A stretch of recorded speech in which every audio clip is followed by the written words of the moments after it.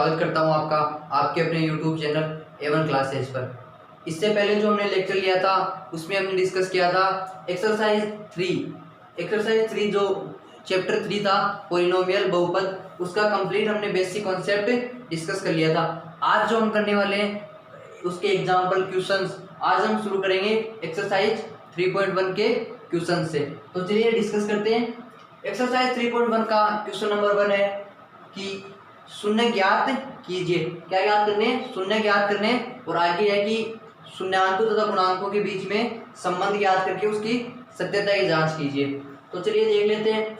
सबसे पहले हमें कोई द्विघात बहुपद दिया गया है, तो द्विघात बहुपद की सबसे पहले तो हमें क्या करना होगा? शून्य ज्ञात करने होंगे। शून्य ज्ञात करना मैंने आज सबको सिखाया था। तो चलिए डिस्कस करते हैं। क्वेश्चन नंबर 1 का सॉल्यूशन डिस्कस करते हैं। ये क्या है? मान लीजिए ये कोई इसको मैंने कोई fx माना।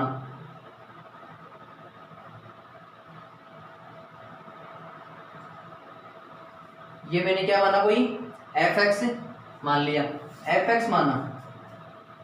ये क्या किया था? माना। ठीक है, आगे क्या करेंगे? ये जो fx है इसके गुणनखंड करेंगे। गुणनखंड करने से अच्छा है, गुणनखंड इसके कैसे होंगे कि यहाँ पर भी x है और यहाँ पर भी x है। तो क्या करेंगे? एक x कॉमन ले लेंगे। अंदर क्या बच गया? 4 भी है और यहाँ 8 है, इसका मतलब एक 4 भी कॉमन आ सकता है। तो ये 4x मैंने कॉमन ले लिया। यहाँ पर बच गया x और यहाँ पर बच गया 2। 4x कॉमन आया तो यहाँ x बच गया, यहाँ से 4x कॉमन आया तो 2 बच गया। अब क्या करेंगे? fx इक्वल टू 0 लूंगा मैं। fx इक्वल टू 0 लूंगा तो भी मेरे पास क्या आ जाएंगे? इसके शून्य क्या आएंगे। तो चलिए 4x x प्लस 2, ये क्या लिया मैंने? 0 ले लिया। तो क्या करेंगे?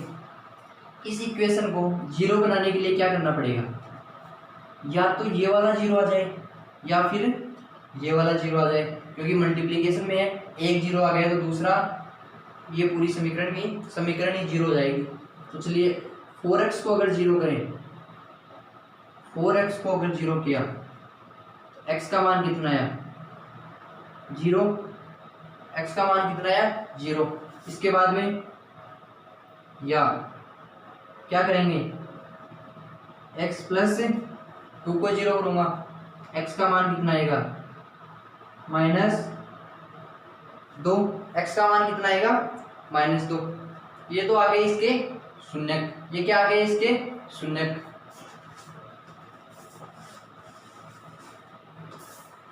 आगे क्या करेंगे? शून्यक और गुणांक, इन दोनों के बीच में संबंध की सत्यता की जांच करनी है। तो चलिए देख लेते हैं। इधर शून्यक आ गए। अब शून्यक और गुणांकों के बीच में क्या संबंध होता है कि शून्याङ्कों का योगफल, मान लीजिए कोई शून्याङ्क अल्फा और बीटा है, तो जो इनका योगफल आना चाहिए वो क्या आना चाहिए? -b/a। -b/a मतलब -x का गुणांक डिवाइड बाई x² का गुणांक। और जो दूसरा संबंध होता है वो होता है दोनों का जो गुणन होता है, शून्याङ्कों का गुणनफल, वो क्या होगा? c/a। अचर पद डिवाइड में x² गुणांक। तो चलिए देख लेते हैं।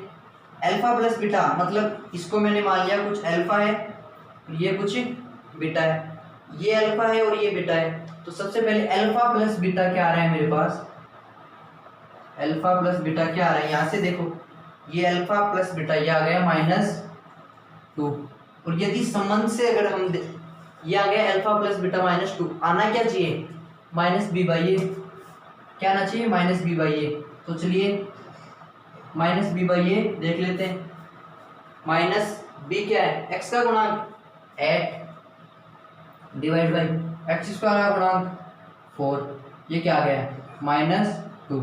इसका मतलब क्या है? शून्याङ्कों का योगफल तथा गुणांकों में संबंध बिल्कुल सही है। आगे देख लेते हैं इसको। ये इक्वेशन फर्स्ट हो गई। अल्फा बीटा क्या है? गुणनफल क्या है? इन दोनों को गुणा करेंगे तो क्या आएगा? 0 आएगा। तो ये 0 आ गया। और यदि वहां से अगर हम देखें सी बाई ए आना चाहिए, ये सी बाई ए आना चाहिए, अल्फा बीटा यहाँ से 0 आ रहा है, यहाँ से 0 आ रहा है। अब क्या करेंगे, सी बाई ए वाला करके हम देखें, अगर सी बाई ए, तो देखिए सी का मान क्या है, सी का मान यहाँ पर कुछ नहीं है, तो हम क्या मानेंगे, इसका मतलब 0 है, 0 divide by A x square गुणांक 4, तो ये क्या आया 4। इसका मतलब क्या हुआ, शून्यांकों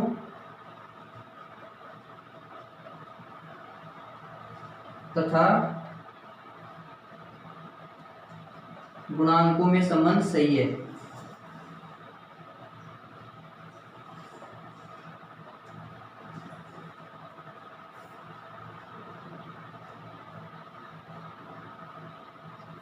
चलिए क्वेश्चन नंबर फर्स्ट का एक और क्वेश्चन डिस्कस कर लेते हैं, इसके बाद में जो बाकी बचेंगे वो सब आप लोग करना, और इसके बाद में हम क्वेश्चन नंबर 2 डिस्कस करेंगे।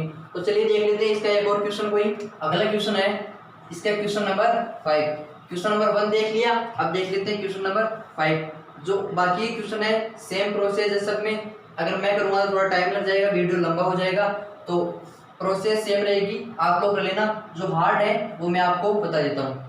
तो जो क्वेश्चन नंबर 5 है उसको देखते ही लगता है कि इसके तो सर गुणनखंड नहीं होंगे, इसके गुणनखंड में कैसे करूँगा, देखते ही क्या कर लेते हैं बच्चे, डर जाते हैं और इस क्वेश्चन को छोड़ देते हैं, ये क्वेश्चन नहीं करते। तो ये देखने में जितना हार्ड लग रहा है उतना हार्ड है नहीं। तो चलिए देख लेते हैं इसको आप लोग कैसे सोल्व करोगे। सबसे पहले क्या करना है हमें, ये जो इक्वेशन है इसको हमने कोई मान लीजिए फलन f(x) मान लिया, ठीक है।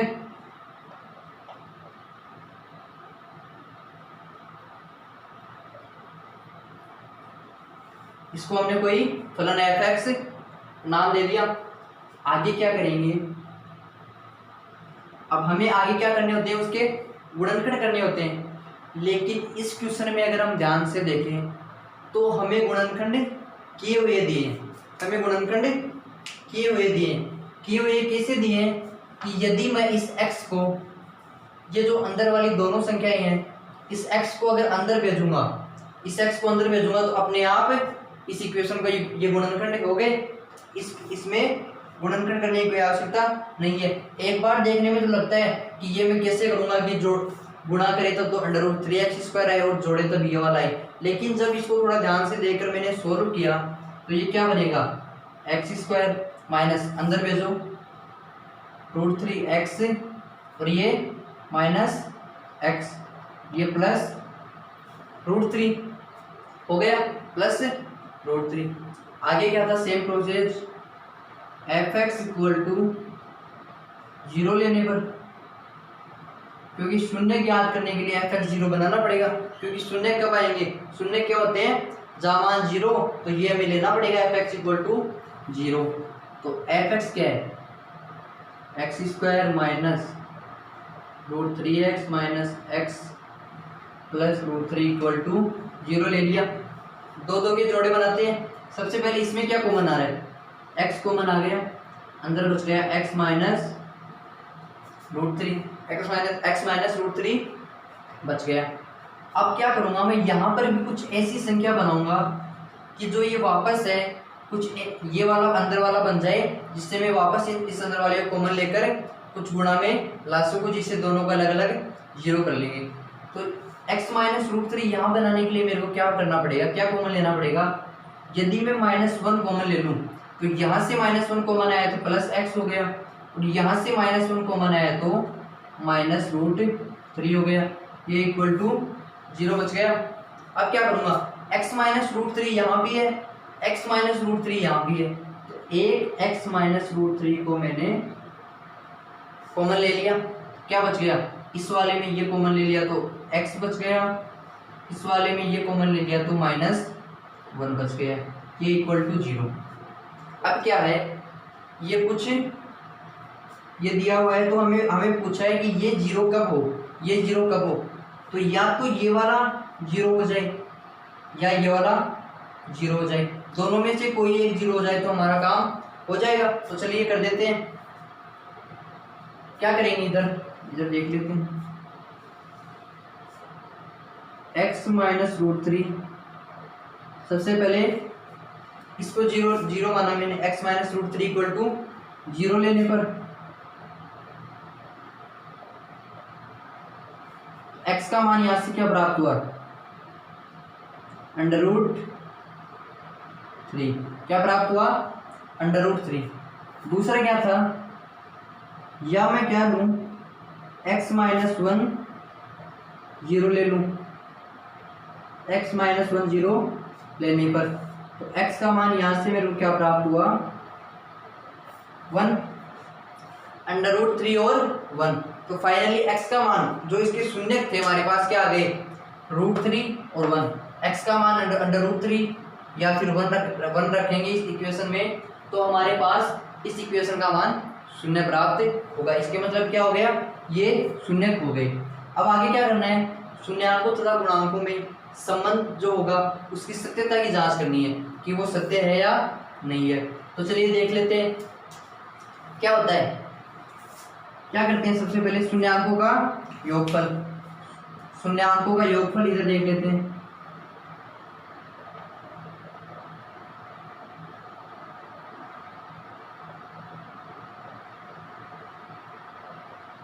शून्याङ्कों का योगफल, शून्याङ्कों का योगफल क्या है, ये दोनों है शून्य, तो under root three plus one, under root three plus one. यदि हमें गुणांकों और शून्याङ्कों में संबंध की सत्यता की जांच करनी है तो हमें गुणांकों को भी देखना पड़ेगा। तो शून्याङ्कों तथा गुणांकों में संबंध क्या होता है कि शून्याङ्कों का योगफल किसके बराबर होता है, माइनस एक्स का गुणांक डिवाइड बाई एक्स स्क्वायर का गुणांक। तो चलिए देख लेते हैं यहाँ से, under root three plus one equal to क्या आना चाहिए, एक्स का गुणांक, तो बिल्कुल एक्स का गुणांक है under root three plus one. ये माइनस का चिन्ह, इसके बाद में क्या आता है माइनस बी बाई ये हो गया माइनस। अब बी क्या है, बी का मान होगा minus under root three plus one, ये पूरा का पूरा minus under root three plus one. तो ये माइनस और जो ये माइनस मल्टीप्लाई होकर क्या बन जाएगा, प्लस। तो ये वाला माइनस का चिन्ह हट जाएगा, क्या बचेगा यहाँ पर, ये हो गया माइनस एक्स का गुणांक डिवाइड बाई एक्स स्क्वायर का गुणांक। इसके बाद में जो शून्याङ्कों का गुणनफल है वो डिस्कस कर लेते हैं यहाँ पर।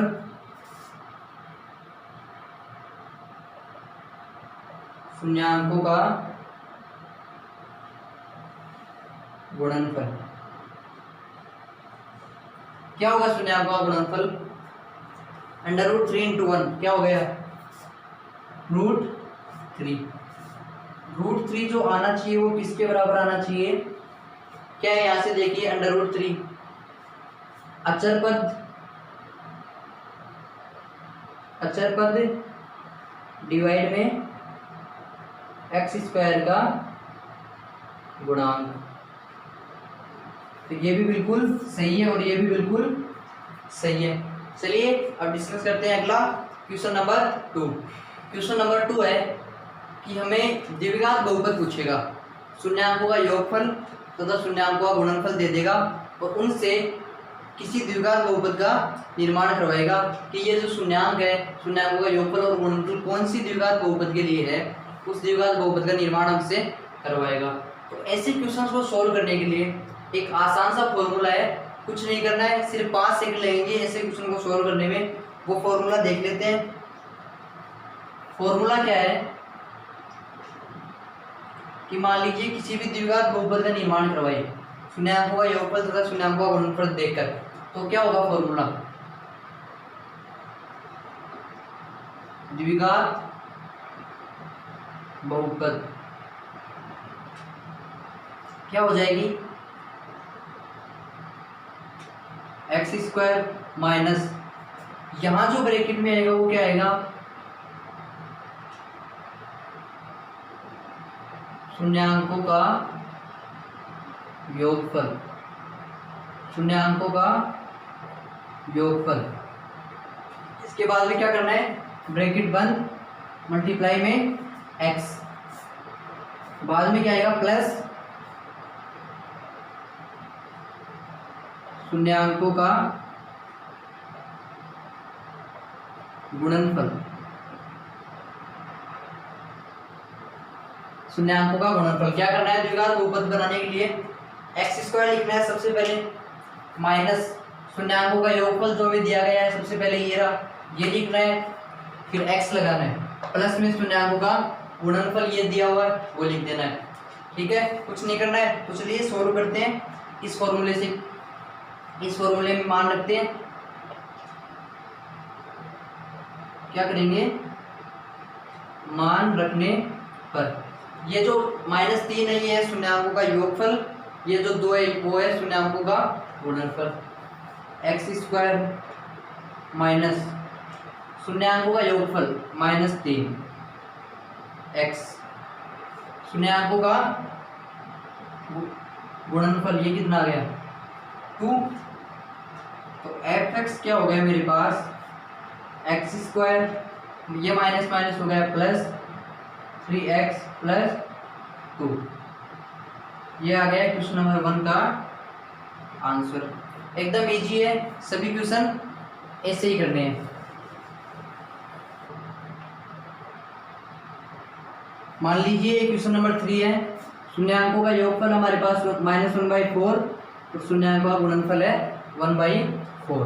द्विघात बहुपद का निर्माण हमसे करवाया है, तो क्या करेंगे, सिंपल इस फॉर्मूले में रखेंगे, कुछ नहीं करना, 5 सेकंड में द्विघात बहुपद का निर्माण हो जाएगा। तो चलिए रखिए, x square minus -1/4 x plus 1/4, मैंने क्या मान लिया, एफ एक्स मान लिया इसको, एफ एक्स बराबर, अब क्या करना पड़ेगा कि ये जो अगर 4 मेरे को हटाना है तो क्या करना पड़ेगा, पूरी इक्वेशन को 4 से मल्टीप्लाई कर दूं, पूरी इक्वेशन को 4 से मल्टीप्लाई कर दूं, तो ये हो गया 4x स्क्वायर प्लस x और प्लस ये 1, क्या हो गया, ये हो गया, ये बन गई -1/4 और 1/4 से द्विघात बहुपद। और बाकी के जो क्वेश्चन है सेम इन्हीं की तरह है, प्रोसेस सब में सेम रहेगी, एकदम सिंपल है, कुछ नहीं करना, बस फॉर्मूले में मान रखना है। तो चलिए इसके बाद में डिस्कस करते हैं अगला question, question number 3। Question number 3 है, कोई द्विघात बहुपद है x square minus 8x plus k। इसमें क्या दिया गया है हमको कि l, मान लीजिए इसको कोई शून्यांक है अल्फा प्लस अल्फा और बीटा, ये हमने माने हैं, तो alpha square plus beta square मतलब शून्यांकों के वर्गों का योग है वो कितना दिया है 40, और हमें क्या करना है, k का मान ज्ञात करना है। तो हम जो काम करेंगे किस पर करेंगे, अल्फा और बीटा पर, क्योंकि हमें सिर्फ ये एक इन्फॉर्मेशन ही दी गई है। तो चलिए देख लेते हैं, alpha square plus beta square, ये हमारे पास कितना है 40 हमें दिया गया है, ये क्या है हमें दिया हुआ,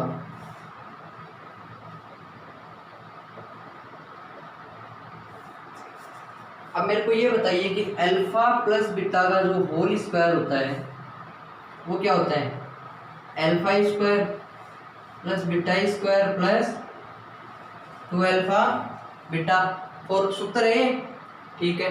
हमें क्या दिया गया है, alpha square plus beta square मतलब ये वाला मान हमें दिया गया है, तो ये दिया गया है, तो यदि मैं इस मान को इधर ले आता हूँ तो इधर सिर्फ ये बच गया, तो alpha square plus beta square क्या होगा, अल्फा प्लस बीटा का होल स्क्वायर -2 अल्फा बीटा, ये क्या हो गया -2 अल्फा बीटा, इसका मान हमारे पास है, बाकी बचे ये और ये दोनों में मान निकालने। यदि अब मैं इसको ध्यान से देखूं तो ये हमारे पास क्या है, अल्फा प्लस बीटा मतलब शून्यांकों का योगफल, ये वाला क्या है शून्यांकों का गुणनफल, जो हमें ज्ञात करना आता है।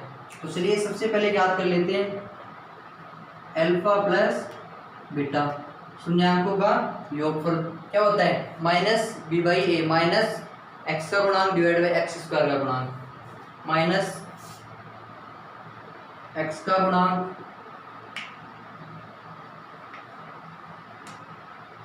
डिवाइड में एक्स स्क्वायर का गुणांक। तो चलिए क्या होगा, alpha plus beta minus B कितना है, -8। तो ये माइनस और ये माइनस का चिन्ह आएगा, तो ये क्या आ गया 8 डिवाइड बाई एक्स स्क्वायर गुणांक 1, क्या आ गया 8। अब बात करते हैं अल्फा बीटा की। अल्फा बीटा क्या होता है, c/a अचर पद और डिवाइड में एक्स स्क्वायर का गुणांक। तो देख लो यहां से अल्फा बीटा अचर पद डिवाइड बाई एक्स स्क्वायर। अचर पद क्या है k, अचर पद क्या है k और एक्स स्क्वायर का गुणांक 1, एक्स स्क्वायर का गुणांक 1। तो ये क्या आ गया, k आ गया। इसके आगे देख लेते हैं, इधर क्या करेंगे, ये दोनों मान इस फॉर्मूले में रख देंगे। ये मान लीजिए कोई इक्वेशन 2 मैंने नाम दिया, ये 3 हो गई और ये 4। तो समीकरण 3 और 4 का मान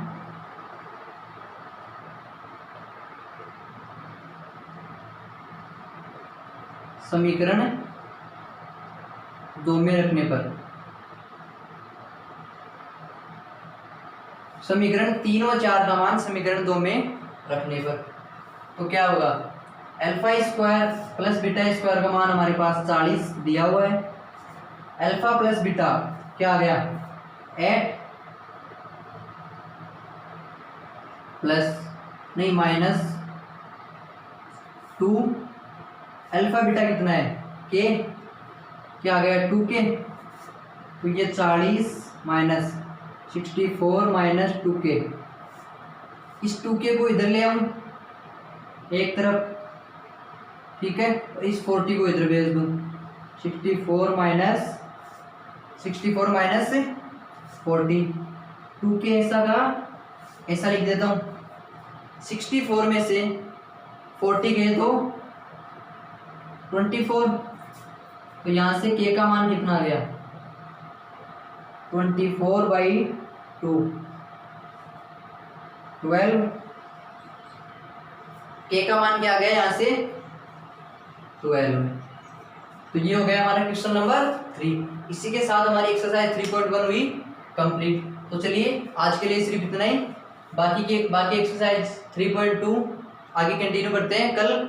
अगर वीडियो अच्छा लगे तो लाइक कीजिए, कमेंट कीजिए और अपने दोस्तों में वीडियो को शेयर ज़रूर कीजिएगा और सब्सक्राइब कीजिए मेरे चैनल को, जिससे आगे आने वाली सभी वीडियोज़ की नोटिफिकेशन आप तक सबसे पहले पहुंच सके। Thank you.